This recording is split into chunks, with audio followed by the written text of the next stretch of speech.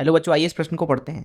दोलन करते हुए चुंबक के नीचे धातु की प्लेट रखने पर वह शीघ्र ही विरामावस्था में आ जाता है, क्यों? आइए इस प्रश्न की मुख्य अवधारणा की चर्चा करें। मुख्य अवधारणा अवधारणा देखिए, यहाँ पे पहले हम समझते हैं लेंज के नियम को। लेंज का नियम यह है विद्युत चुंबकीय प्रेरण के लिए नियम। तो लेंज का नियम कहता है कि जो प्रेरण होता है, विद्युत चुंबकीय प्रेरण अर्थात जो धारा प्रेरित होती है अथवा जो विभव प्रेरित होता है, वो कुछ इस तरीके से होता है कि वो सदैव ही कारण का विरोध करती है। कारण का विरोध करती है। जैसे उदाहरण इधर ले लेते हैं। उदाहरण के लिए मान लीजिए हमारे पास में एक धातु की प्लेट है कुछ इस तरीके से। हम क्या करते हैं कि ऊपर से इधर एक चुंबक छोड़ देते हैं गिरने के लिए। जिस तरीके से ये चुंबक नीचे गिरेगा, इस चुंबक की वजह से जो चुंबकीय क्षेत्र है यहाँ पे वो बदलेगा। चुंबकीय क्षेत्र को B से दर्शा दे तो ये बदलेगा।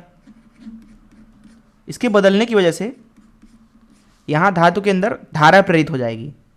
कुछ इस तरीके से धारा प्रेरित होती है यहाँ पे, ये भंवर धाराएं कहलाती हैं। अब ये कुछ इस तरीके से होंगी कि ये जो चुंबक नीचे गिर रहा है उसके गिरने का विरोध कर सके, क्योंकि लेंज का नियम कहता है कि प्रेरण कुछ इस तरीके से होता है कि वो कारण का विरोध करे। कारण है यहाँ पे इसका नीचे की तरफ गिरना, तो इसको गिरने से बचाने की कोशिश करेगा, अर्थात इसके ऊपर की तरफ में ये बल लगाएगा। एक तरह से इसको आप प्रेरित बल भी बोल सकते हो, प्रेरित, जो कि इसको क्या करेगा, रोकेगा। इसी तरीके से मान लीजिए धातु का प्लेट कुछ इस तरीके से अभी, और अब चुंबक जो है ऊपर ना होकर के नीचे है मान लीजिए कुछ इस तरीके से, और इसको छोड़ दिया गिरने के लिए, तो ये नीचे की तरफ जाएगा। पुनः यहाँ पे धातु के अंदर धाराएं कुछ इस तरीके से प्रेरित होंगी कि वो चुंबक को गिरने से बचाएं, क्योंकि अब यहाँ पे चुंबक का दूर जाना कारण है, तो उसको अपने पास बुलाने की कोशिश करेंगी। यहाँ पे चुंबक जो हो रहा था जो था वो धातु के प्लेट के पास आ रहा था, तो पास आना कारण था, तो उसको दूर भेजने के लिए ऊपर की तरफ बल लग रहा था।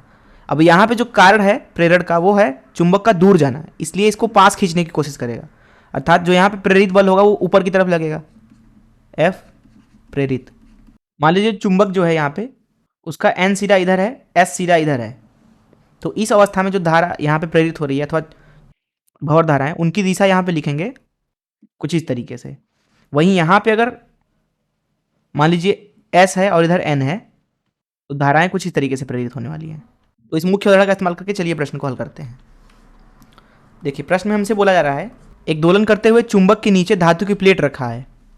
तो मान लेते हैं ये एक धातु की प्लेट है कुछ इस तरीके से, ये है धातु की प्लेट, और इसके ऊपर एक चुंबक जो है वो दोलन कर रहा है। अभी के लिए मान लीजिए मध्यावस्था से ये इधर है चुंबक कुछ इस तरीके से, और ये अभी इधर की तरफ आ रहा है।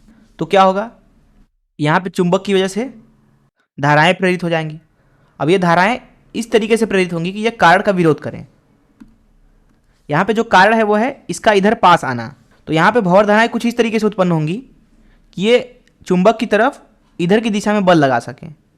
अब इस बल की वजह से जो चुंबक है उसके ऊपर जब वो यहाँ से यहाँ तक आएगा तो कार्य ऋणात्मक होगा, क्योंकि विस्थापन इधर हुआ है और बल लग रहा है इधर की दिशा में, जिसकी वजह से ये जो चुंबक है उसका ऊर्जा कम हो जाएगा।